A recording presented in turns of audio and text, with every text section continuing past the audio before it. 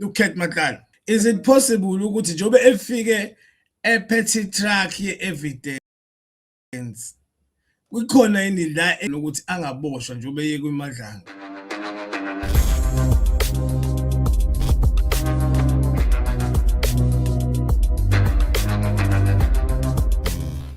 What KZN, yes, we are back today.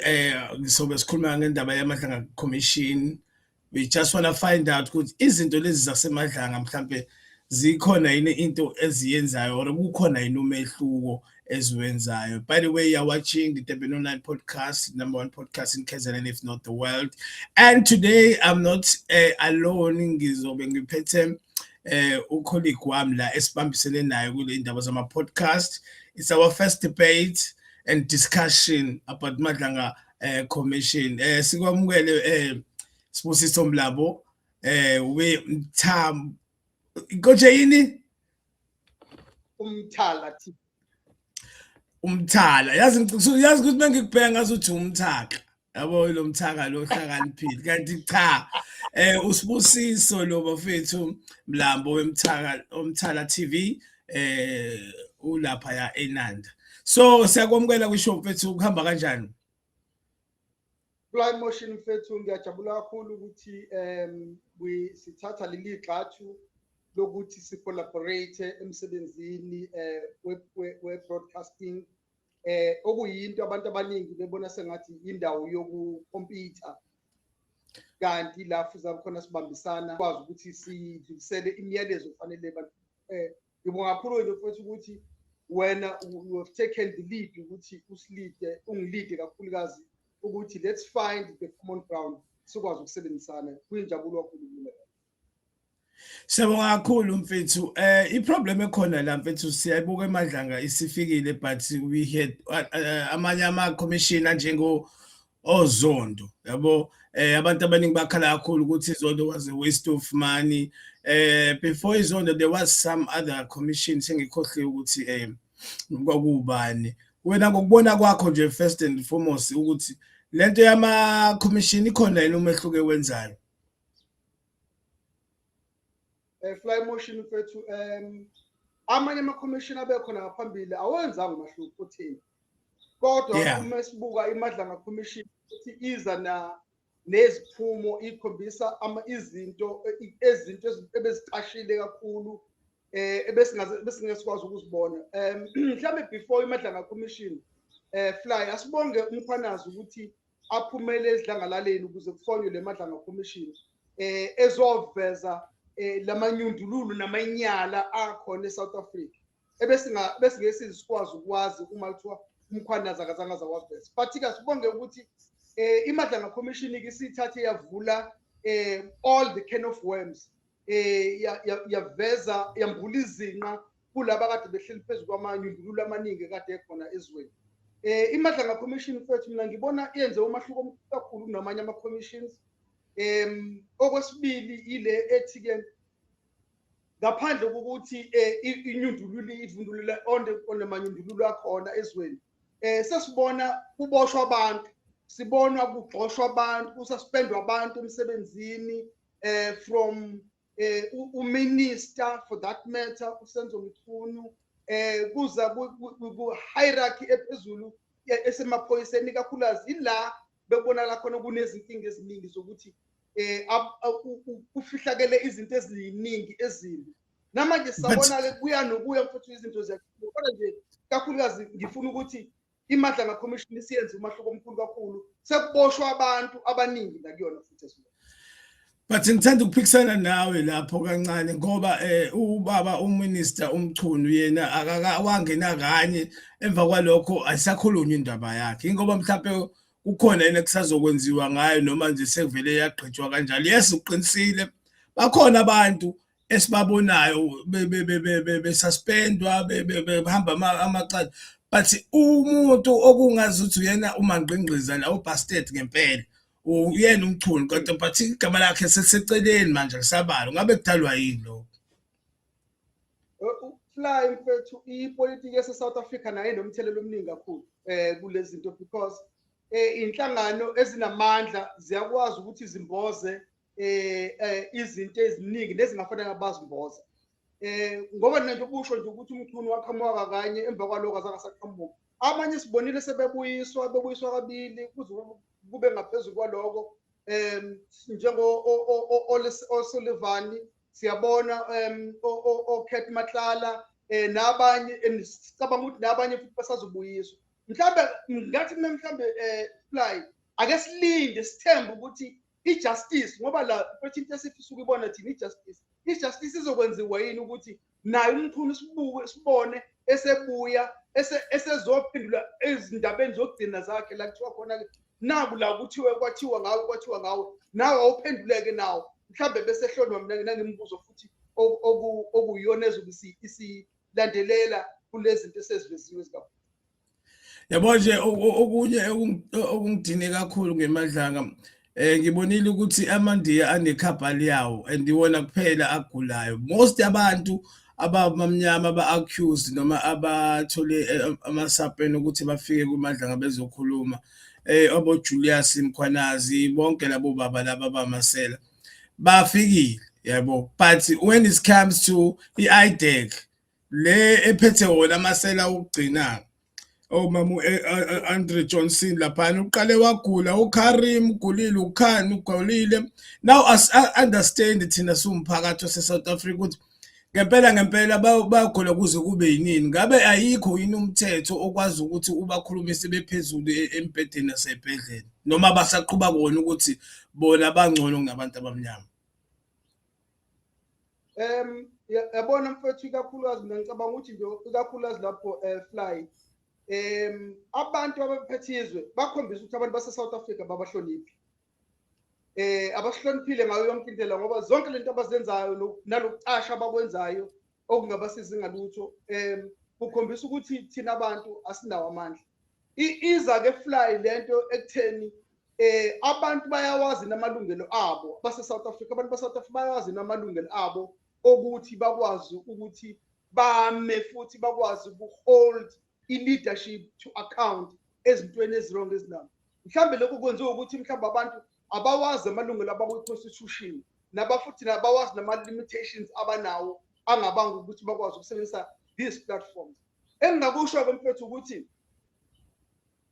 lento abayenzekayo kufuze ngabe before i-commission iqaliswa ngoba siyibonile lento kwizondo commission uZuma wagcina uPresident Jacob Zuma egcina engasaqedelanga ama-submissions akhe emva kwalokho uZuma wathathwa washoniswa ejele kodwa asiboni laba abagolozayo benikezwa the very same treatment umbuzo kuzothi kungenzeka yini ukuthi ama-levels ama-commissions awafani or ima ngabe akhandwa ngematerial engafani noma ngama-characteristics angafani or ingoba into kaZuma yayihlukile ninale yenziwe laba abanye so mhlawumbe lezo zinto efuna ukuthi si-interrogate bese sibheke ukuthi umthetho-ke kahle noma-ke into enikeza egunyaza ukwakhiwa kwalama-commissions ayikwazi nokuprovide i-legal framework ezothi uma ngabe labantu beqhubeka be-undermine ama-systems because that is legal you know labantu bekhombisa ukweyisa bangabi khona ama-consequences so ngicabanga ukuthi mhlambe umthetho wethu nawo mfowethu is in decline if ungakwazi uku-enforcer labantu ukuthi ngoba uma ngabe labantu bengahambisani kunokuthi avele kwi-commission esevele etoksini phansi esebhotshiwe ngokuthi athathe elokhuzana andamane umthetho wakhona wase-South Africa. Yeah, ngiyavumela nawe ukuthi kwi-era kaJacob Zuma everything was fast everything he even end up eboshwa direct ejele and then kwase kuba namalokhuzana nezibhedu lezi ezavela but right now umthetho ngiyawuvuma mfethu ukhona but usoft at some point because now we are not getting the conclusion that we want as a community right now they are feeding us ukuthi we need to vote for them but la izinto ziyalenga yabo njoba zilenga nje akukho futhi promise noma into oyibonayo ukuthi izokwenzeka and into engicika kakhulu mina ukuthi khona la kubantu abantu ba divided nabo bebodwa yabo khona abantu abanye futhi abangicaka kakhulu abantu abangayi-understand ipolitiki nokuthi nje kwenzakalani laphayana umuntu akhulume kakhulu kanti naye yabo akazi la on the ground thina la sihlale emalokishini njengoba ngikhuluma nawe nje ngithi usenanda mina ngila kaMashu. Those are the highest places ezaziwayo ngani ngecrime especially Nanda ne-West kodwa amakhansela lawo ekhona lapho awenzi next yabo awenzi lutho kodwa right now kufanele ukuthi manje siyobavotela then iMadlanga Commission lesikhuluma ngayo nayo I think is doing the same thing. Mina I don't feel like uMadlanga yena himself ubahashi kakhulu kulabantu laba abaphezulu ubahashi kulabantu laba abanjengo Julius nabo Brown Makhosi yabo but the real gangsters lezi ephezulu uba very polite yabo. Is it possible ukuthi mhlawumbe njengoba ulumfethu lo ongenze ukuthi senze le episode ubani konje igama lakhe lo uKate Matlala, is it possible ukuthi njobe efike ephethe truck ye-evidence kukhona yini la ukuthi angaboshwa njobe yeke kwiMadlanga noma nje ukusabisa nje? Hayi ngicabanga ukuthi ukhethi useyigcobe ngetshe endaweni fly ngoba ukhethi unikezwe ithuba criminally ukuthi abe state witness khona ezothola a lower sentence. Uthe uma sekufika enkantolo esevumile wobuyena futhi washaya ingwithi kwebuwaji.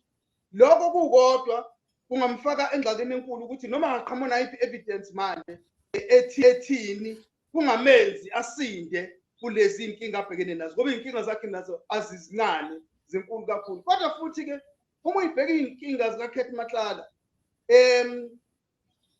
zithinta kakhulu i-leadership ephezulu because when uKate Matlala engaze akwazi ukusidonsela ithenda azinikeze imali engaku whatever ama-million dollars anikwe wona 360 million yabo. So lo tender yanikwa abantu abathize not umuntu oyedwa kwakuyi group of people ababehlangene ngeinhloso ezithize ukuthi badle supposedly because that is what ilonto esibhekene nayo South Africa ukuthi ngiyakunika bese ngidla ngikunike bese ngidla. So ngicabanga ukuthi noma angenze njani manje kodwa ke ngoba inkinga yakhe ihlanganisa izikhulu eziphezulu zamaphoyisa nezinye elokuyivela manje ngemuva elokuyivela ngemuva ukuthi zadlala leli qhaza zabamba leli qhaza bamba leli qhaza. Sekungenzeka futhi ukuthi ngoba noma Thweza asekho ngaphathi emaphoyiseni kodwa zashiya inzika nezimpande ezokwazi ukubavikela ukuthi kungenzeki lezi. Ungathola ngelinye ilanga nje uKate Matlala akanacala ukhishwe phambili ngoba yonke into eSouth Africa ibuye ihluphe ihambe ngemali. Hey bo ucabanga ukuthi ngenzeka ngempela leyo nto ukuthi kube lento nje ethi uvela hayi lo mfethu akanacala ngendlela futhi okuyiyona eSouth Africa awusazi ukuthi yini eyiyona because uma ubheka ngisho i-judicial system nayo i-captured yilabantu esithi kufanele bazivikele. So ke uma ngabe umthetho usulimele ngaleyo ndlela sekungenzeka noma yini. Mhlambe angikuthathe nje efly ngikubuyisele emuva liyamnyaka saba fanele sekhona ama blackjack. Yeah. Wawuthola ibheke elodwa liphethe idonki piri likhuba iziboshwe ezu100 among lezi ziboshwa kwakukhona ama-hardcore criminals ama-murderers ama-rapists ama-robbers and all those people libaqhuba ngedonki piri be100 lilodwa. It means ukuthi umthetho ngaloso sikhathi wawusasebenza. Now because i-decline of umthetho sekuthi manje uma umuntu wesifazane nje eyoseva noma mhlambe nawe nje uyoseva i-court order noma whatever sefune kuphuma amaveni awu4 okusho ukuthi ngendlela umthetho amaphoyisa nesiphoyisa sasithembe ngalowo ndlela So ke kulezi zinto njenganalezi anything is possible Fly. Kubhlungu ukuza indaba enjengalozo. My other question enginayo kuwena mfethu. By the way guys, nasigonywa lapha kwi comment section and also nisichazela ukuthi nisibuka nikuphi nendawo. Bafethu thina sikamashu, mina nje ngikamashu bese kuthi ubhuti Sibula phana uSenanda. The question is mfethu, my problem la ukuthi njengoba belokhe beqhubeka abantu abavelayo kwimadlanga bazoboshwa bonke na. Ngiyababona laba khona laba befraud umnisi obani bonke labo bani, but there's too many people because umnisi eyedwa naye kusho ukuthi usebenze nabantu abayinqwabo ukuthi kukhishwe lamathenda, yabona.